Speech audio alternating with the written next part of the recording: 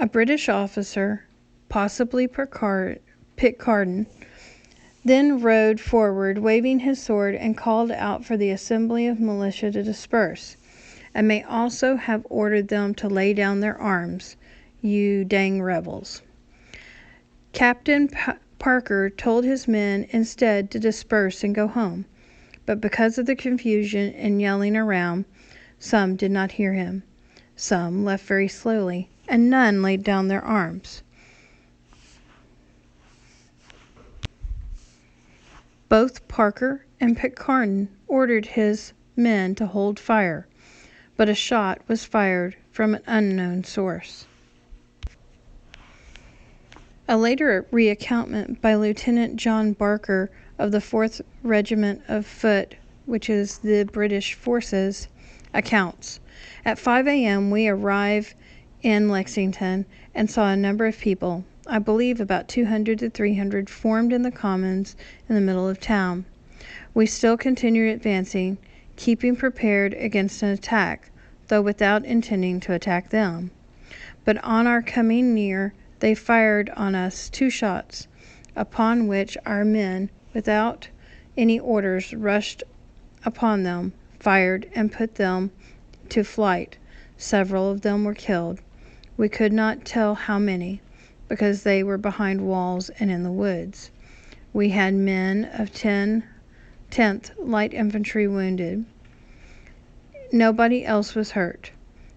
We then formed on the commons, but with some difficulty. The men were so wild they could hear no orders. We waited a considerable time there, and at length proceeded on our way to Concord." According to the members of Parker's militia, none of the Americans had discharged their muskets as they faced the oncoming British troops. The British did suffer 1 casualty, a slight wound. Some witnesses among the regulars report that the first shot was fired by a colonial onlooker from behind a hedge or around a corner of the tavern. Some observers report that a mounted British officer fired first. Both sides generally agree that the initial shot did not come from the men on the grounds immediately facing each other. Whoever fired first, it does not matter. The regulars then had charged forward with their bayonets. 8 Lexington men were killed and 10 were wounded. The only British casualty was a soldier who was wounded in the thigh. The companies under Pitcairn's command got beyond their officers' control, in part because they were unaware of the actual purpose of the day's mission. They fired in different directions and prepared to enter private homes.